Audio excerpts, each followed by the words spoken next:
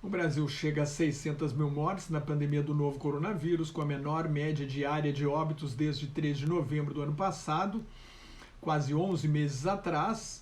Ainda são muitas mortes, 438 por dia, mas 58% das cidades brasileiras não registraram mortes em setembro e as unidades de terapia intensiva da maioria dos estados estão com a metade dos leitos ocupados. Há 6 meses, em abril, no pico da pandemia no país, as mortes passaram de 3 mil num dia.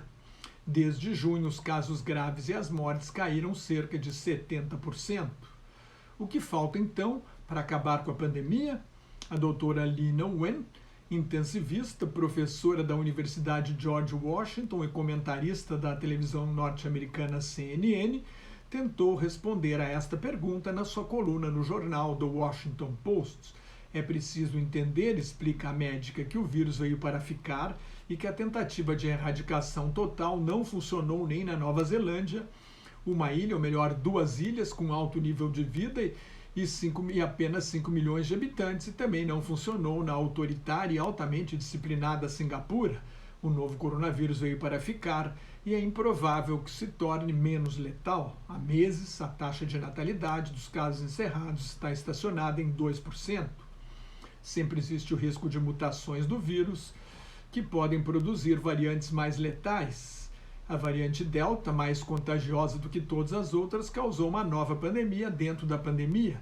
É um outro risco, não pode ser ignorado. Então, para acabar com a pandemia, primeiro é preciso continuar a vacinação em massa até 80% a 90% da população estarem plenamente vacinados em busca da imunidade coletiva. Isto, na visão da doutora Leana Wen, exige a vacinação de crianças. Hoje, mais de 1 em cada 4 casos de Covid ocorre em crianças.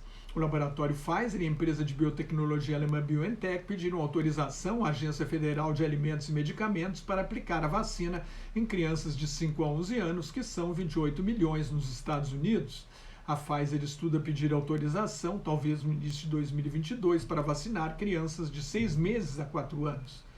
Para convencer quem não quer se vacinar, o presidente Joe Biden insiste que as empresas com 100 empregados ou mais devem exigir a vacinação obrigatória como única maneira de vencer o coronavírus, mas a portaria do governo dos Estados Unidos regulamentando a proposta ainda não foi concluída. Em segundo lugar, é preciso um tratamento com medicamento tomado por via oral, como o molnupiravir, anunciado pelo laboratório Merck como capaz de reduzir à metade os casos graves que exigem hospitalização e as mortes. 4 países da Ásia e do Pacífico, Austrália, Singapura, Coreia do Sul e Malásia, já fizeram grandes encomendas a Merck. Os Estados Unidos compraram 1.700.000 tratamentos por 1 bilhão e 200 milhões de dólares, cerca de 6 bilhões e 600 milhões de reais. A vacina é a melhor defesa, mas um bom tratamento para quem pegar a Covid-19, que não vai desaparecer, será um grande avanço da medicina e vai beneficiar quem resiste à vacina. Em terceiro lugar, na lista do que fazer para acabar com a pandemia, está a testagem em massa, oferecendo testes rápidos e confiáveis para que as pessoas possam fazer em casa, de graça, algo que o Brasil nunca fez na pandemia, a testagem em massa, para identificar e rastrear os casos, isolar possíveis contaminados, saber onde está o vírus, onde o vírus está circulando e assim poder evitar surtos que possam sair de controle. A França vai começar a cobrar pelos testes de quem não se vacinou. O presidente Joe Biden anunciou um gasto de 1 bilhão de dólares, mais de 5 bilhões e meio de reais, pelo câmbio de hoje, para comprar testes rápidos caseiros. Em Singapura e no Japão, os testes de Covid são vendidos em máquinas na rua. O Canadá está oferecendo testes às empresas. No Brasil, não há nada disso. Então, para acabar com a pandemia, precisa vacinar, tratar e testar. Enquanto isso, é preciso usar máscaras em público, evitar aglomerações na medida do possível e melhorar a ventilação de espaços fechados. Um estudo feito num hospital britânico comprovou que filtros de ar eficientes conseguem eliminar as partículas com vírus do ar. Isso está sendo usado em companhias aéreas e restaurantes de luxo. Quando as mortes caírem abaixo de 100 por dia em média, os Estados Unidos vão declarar que a pandemia está controlada. a Covid-19 passará a ser considerada uma doença endêmica. No impacto econômico da pandemia, houve 326 mil novos pedidos de seguro-desemprego na semana passada nos Estados Unidos, um dos menores números da pandemia. Hoje sai o relatório mensal de emprego. A expectativa é de um ganho de 500 mil vagas em setembro, depois de decepcionantes 235 mil em agosto.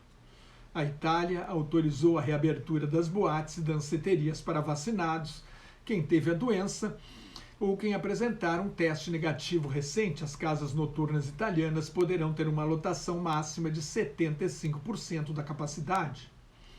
Pela primeira vez desde julho do ano passado, a Espanha tem baixo risco para a transmissão de Covid. E o Reino Unido tirou 47 países da lista vermelha de perigosos pelo alto nível de transmissão da Covid-19, inclusive o Brasil, a África do Sul e a Tailândia. Quem estiver plenamente vacinado, com vacinas aprovadas pelas autoridades britânicas, AstraZeneca, Moderna, Pfizer e Janssen, não vai mais precisar fazer quarentena. Quem tomou a Coronavac terá de fazer quarentena de 10 dias num hospital indicado pelo governo britânico, o que não tem graça nenhuma ir para um país caro ficar fechado num quarto de hotel. 7 países, todos latino-americanos, continuam na lista vermelha do Reino Unido: Peru, Equador, Colômbia, Venezuela, Panamá, Haiti e República Dominicana. Aqui no Brasil, o Ministério da Saúde anunciou que não vai mais comprar a Coronavac, alegando baixa efetividade em idosos a partir de 80 anos e porque a Coronavac não foi aprovada para uso como dose de reforço. As vacinas da Pfizer e da AstraZeneca receberam aprovação definitiva da Agência Nacional de Vigilância Sanitária, a Anvisa. A vacina chinesa, a Coronavac, a vacina da Janssen, a fábrica de vacinas da Johnson & Johnson, tem autorização para uso emergencial.